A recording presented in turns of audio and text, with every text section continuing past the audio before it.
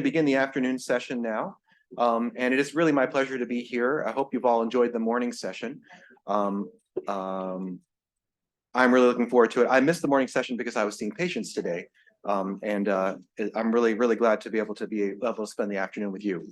So we're going to talk more about health equity and using translational science to enhance and advance health equity, which is really, as we all know, kind of the raison d'etre of what Boston Medical Center is all about: exceptional care without exception. It's also the reason why our university has had an enduring commitment to health equity, really since the 1850s, when we were the first, we awarded the first medical degree to an African-American woman, all the way up to the most recent creation of the Center for Anti-Racism.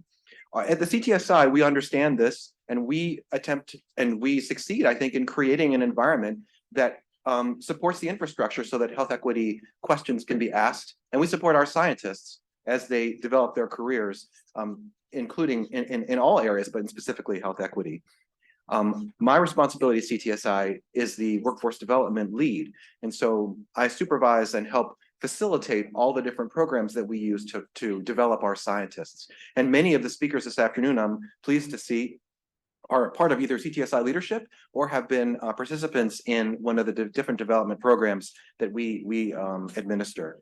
The afternoon speakers are all incredible. You're going to hear a broad, I think the speakers are not quite up there yet. You have Pablo, who's speaking first, but after Pablo, who will talk about EHR screening and in using our EHR to screen for social determinants of health, something that is part of all of our intake assessments in general internal medicine.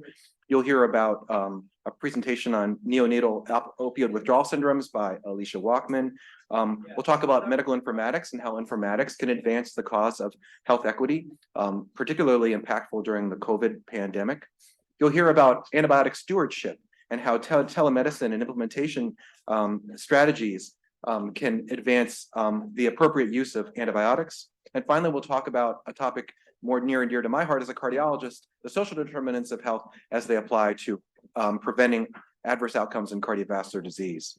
So we have an ambitious program this afternoon. Each speaker will speak for about 15 minutes, and then we'll have 5 minutes for Q&A afterwards.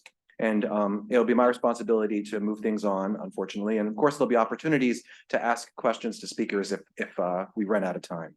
So with that, I'd like to introduce our first speaker, Pablo Buitron de la Vega, from the section of General Internal Medicine, who'll be speaking to you today about the advances that he's led in the EHR and its capacity to address SDOH. Thank you, Pablo.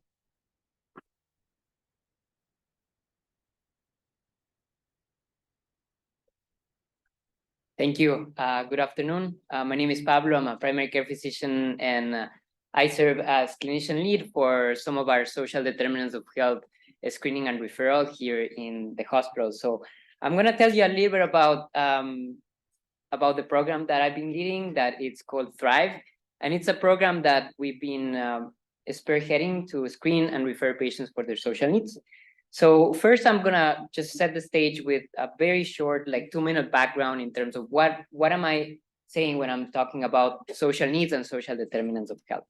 And then we'll go a little bit in terms of the workflow and how we took all this evidence that was out there and developed a program based on that evidence in terms of screening and referring for social needs.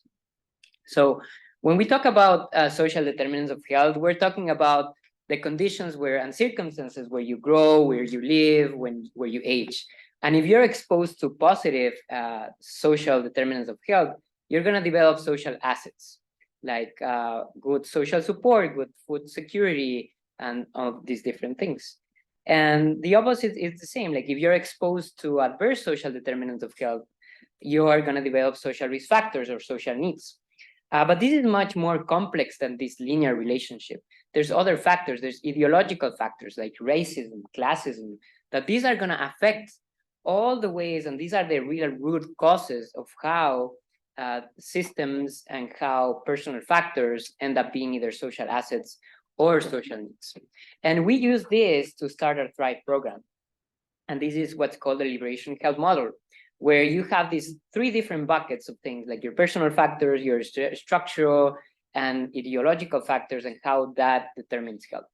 So we knew that as a safety net hospital, as a safety net institution, we needed to address a lot of these consequences of the institutional and ideological factors. So mainly the personal factors, and that's how Thrive got created. Thrive is a program that has the aims to screen and refer patients for their social needs. So screen them, document those in the EHR, then communicate those needs to the rest of the team, and then encourage the patients and empower the patients to connect with resources. But also being intentional in advocating on how we use this data to really address and dismantle some of the systems of oppression and discrimination that many of our communities are exposed to. So I'm going to talk to you a little bit about this process of implementing this science into our clinic workflows.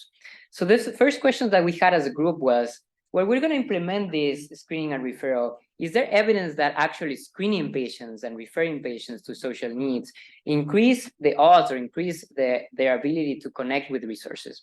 And this was studied in pediatrics by Dr. Arvind Garg, that was one of our pediatricians here at BMC, that showed that if you screen patients for social needs, they are more likely to connect with resources. So that was the first question that we had at the team in 2017. The next question was, we're going to have clinicians talking more about social needs with their patients. Is that going to make a difference? And this study in circulation showed that less discussions about patients' social demographics is associated with 6 times the odds of poor antihypertensive medication. So we thought, okay, creating these conversations might really make an impact. And the last question we had, is this going to have an impact on health outcomes? And at that point, 2017, there was a study by Dr. Berkowitz that showed that screening and referral for social determinants of health did improve or showed a signal in improvement on blood pressure control. So we had all this evidence that we needed to implement. So we developed our implementation strategy or implementation toolkit. So we needed a screening tool. We needed a screening and referral workflow. We needed an EHR solution. We needed a resource guides to help with patients. So a lot of different things. So I'm gonna mainly focus on how we did our screening tool and how we took that evidence to implement it in clinic in terms of our screening tool. So we were fortunate of being at BMC. We got a lot of resources to create these comprehensive teams. So we established this interdisciplinary team of clinician investigators, social researchers, clinicians, operations, social workers, patient navigators, health professional trainees. We involved like community leaders. We involved health leads that at that point was one of our flagship programs that was within BMC to help us connect with different organizations. So we had these really challenging conversations during 6 months where we reviewed all the evidence that was out there in terms of screening tools. And we decided that we were going to adapt the WeCare as our tool to ask patients for their social needs. So we decided on our tool that you can see in the right side. And then we took that tool and we took it back to the patients. We interviewed 40 patients. We asked them, what do they think about this tool? What changes would they make? Is this something that would be acceptable for them to do in the primary care clinics? And they had a lot of comments. They wanted us to do a lot of changes. So we made changes, we implemented different things, and we changed our tool. And these are some examples of the questions that we end up having in our Thrive screening tool. Do you have trouble paying for medications? Do you have trouble getting transportation? So very simple yes, no questions so that the patients can answer. And we felt pretty good about this screening tool, and we implemented it. And since 2017, we have screened around 150,000 patients with this. So based on this that I've shared with you and I've explained, based on this screening tool and this screening process, do you believe that this approach demonstrates a patient and community-centered implementation strategy? So if you think that this is really suggesting that or showing this, just raise your hand if you think this is a really well done patient-centered and community-centered implementation strategy. If you think yes, raise your hand. Okay. If you say no, maybe there's some opportunities there. Okay. So this was something that was very impactful for me. Because when we started the process of implementing this, probably at our third year or fourth year, we started seeing issues with the screening tool. Patients were not really answering truthfully. They were not understanding the questions correctly. And going back to that liberation health framework that I show you, we really figured that while we were involved in the patients as consultants, we were really implementing a very oppressive way of doing a screening tool. Because if you think about how it happened, we created this really interdisciplinary team of people that were doing this screening tool for the patients. We know what the patients need, so let's do the screening tool that we think that the patients need, and then let's ask them what they think about it. And it didn't work well. It didn't work well because patients were really not understanding a lot of the things. So we shifted this from creating a patient-centered tool to co-creating the screening tool with patients. So that is what Thrive 2.0 is. So we're implementing a new screening tool that's actually going to be live in 2 weeks. And we changed everything. We changed the way that we work with patients. So what we did is we did 3 working groups of patients, one in Spanish, one in English, one in Haitian Creole. We paid the patients for their times. They had a seat in the table. They were part of our working groups. But we don't only pay them for their time. We pay them for any barriers that they had to come to the meetings. We pay them for daycare. We pay them for transportation. So they were really part of our teams, and they were the final decision makers in terms of what is being done. And the result was really great. So you can see here, in the left side is our old screening tool, and the right side is the screening tool that the patients co-created with us. And there's a few changes here that I want to highlight. So one is the update in the disclosure statement. So if you go and see when you go and see all the tools that are out there and you see all the papers published about this, you're not going to see a lot of discussion or comments on what's the evidence-based way of disclosing your screening tool, right? So you have to create that with the patient. So they wanted to know, what are you guys going to do with my data? How are you going to use it? Where is it going to live? So we updated the disclosure statement based on this. We added questions about fixing problems in home. So they wanted to get support in terms of also the quality of their home, because there are resources in the community that can help with that. But the biggest thing is that patients did not want to be asked if they have trouble with something. Patients did not want to be asked about their social risk factors. They want to be asked if they need support with their social needs. And we changed our tool. And this is where then there's this conflict in terms of, well, the state is asking us for social risk. The patients don't want to be asked about their social risk. So we had a conversation with the patients. We explained to them, well, this is the situation. These are the things that we are mandated to do, and how can we get to a place where we can collaborate. And what we decided is that the housing and the food question, that those are the ones that we necessarily need to report their social risk. Those we will keep, but everything else will change. So all the questions were changed from, do you have trouble, to do you need support with things? And that's something that we changed, and I'm going to show you some questions there that show that. The other thing is, and this was something that we intentionally, like if you see in the left side, we intentionally created this last section of the screening to give the opportunities to the patients to say, like, besides the social risk, I want help with this. And when we vetted the patients, we didn't have any issues. But when we put in the working groups, the majority of the working groups said, oh, we thought that this section was not for us. We thought that this section was for the staff. And that's why the majority of the patients were not showing this, even though in our individual vetting at the beginning, the patients were okay. And that's why they were not completing this, because it was not clear. So we changed that. And the most exciting things that really came from this is the economic mobility situation here. The patients told us, well, I can get food and I can get housing, but if I don't get a job, if I don't get my money to grow, how am I gonna get better? How am I gonna be like less worried about finding a home today or finding food for tomorrow? That's not gonna take a lot of the cognitive load out. And they really advocated to include economic mobility question. So if you see here, they encourage us to include managing or growing your money opening a bank account, filing taxes, saving money. And here in Boston, there's community organizations that help with this. So it's not only that we're asking the patients, there are community organizations that can help with that. The other really challenging discussion was about immigration. In our first Thrive iteration, we didn't put immigration because we were worried that if our records are asked by the government or somebody else, we're going to put our patients at risk. So we work with our patients and with the legal team so we can ask this in a way that if the patients answer yes and their record is confiscated or something, then they won't have any trouble. So that's why we're accessing resources to address immigration needs. It's very broad. It can be for them, it can be for their families, and because there are organizations in the community that can help with these things. So it's important to connect them. And finally, the problems with digital health.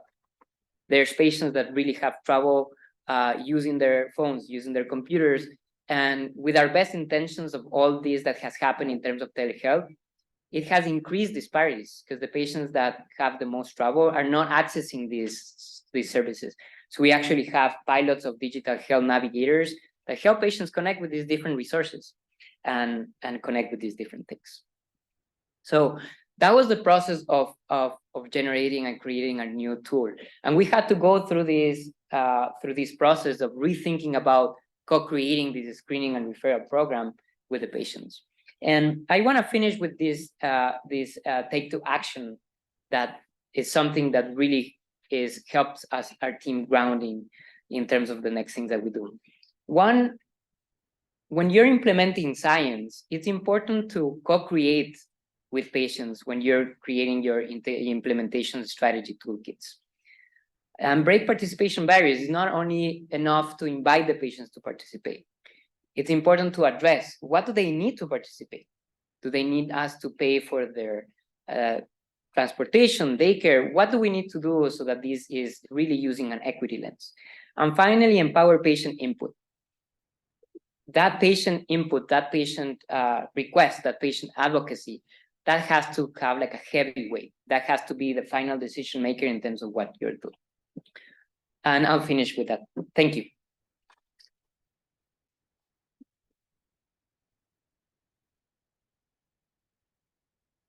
And I think we have some time for questions.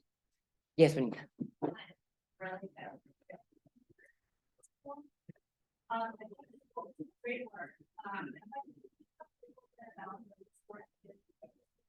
Oh, Belinda Borelli from the dental school. Can you talk a little bit more about the resources, the process of connecting to resources to patient, and how much follow-up is done to see that the resource actually helped them, that the resource is still in existence and does what you think it's going to do? Can you speak to that end of things? Yeah, so the question about you've screened, now what do you do with the screening? How do you connect patients to resources? It's a very heavy lift in terms of the work that you have to do, because we have resource guides. And if you think about a resource guide, that resource guide is most likely not going to help the patients that need the most help.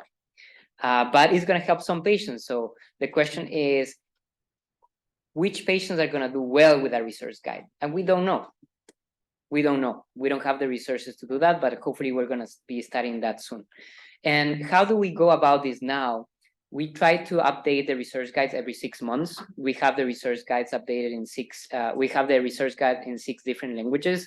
We also work with the community organizations that we put in the resource guides so that we can make sure that they have the ability to help our patients. But the exciting thing that's coming up is that we're using an electronic health record platform that's called the Thrive Directory, that's hosted by Find Help, where we're testing models where we're sending the referral to the community organization, and the community organization gets that referral through our electronic record, and then they call the patient to close the loop. And through our digital equity pilot, we've shown that we can close 90% of the data loop. That doesn't mean that 90% of the patients get help, but that means that we have 90% of the data. From that, probably 50% of the patients get help.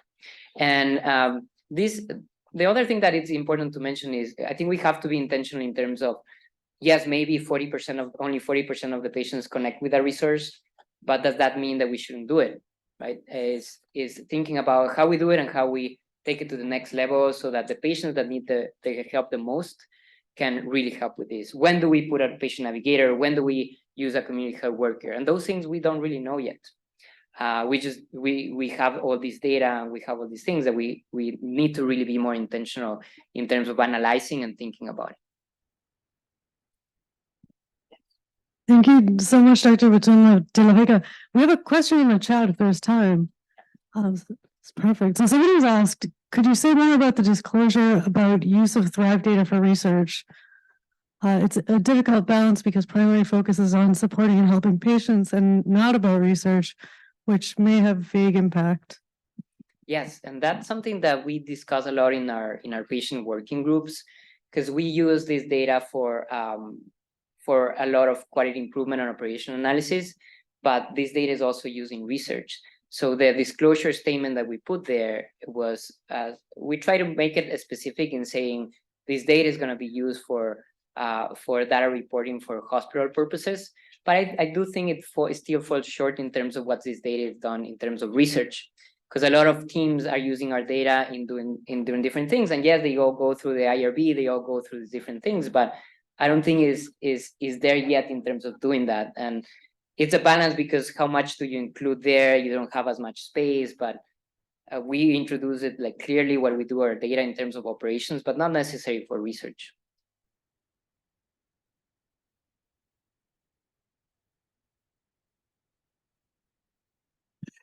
Are there any other questions?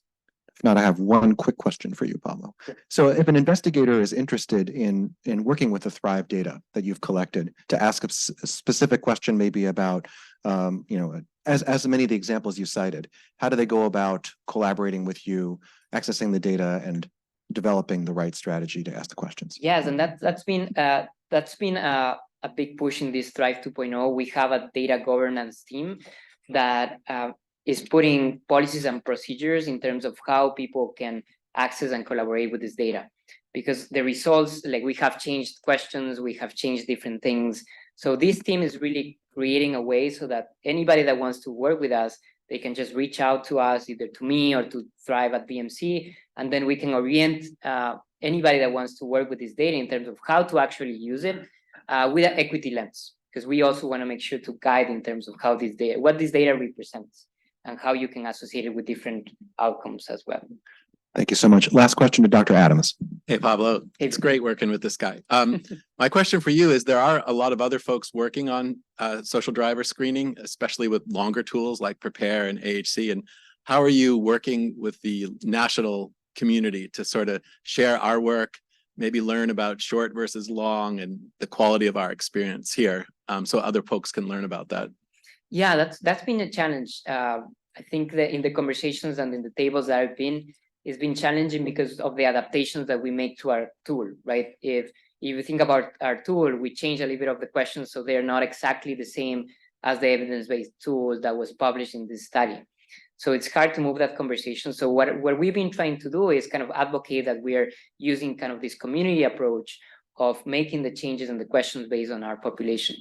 But I think, to be transparent, I don't think there has been much traction in that. So there's this division of institutions that use adaptations of the screening tools, and there's these other institutions that use like either Prepare or some other tools, like right how it was in the paper or in the research that was published.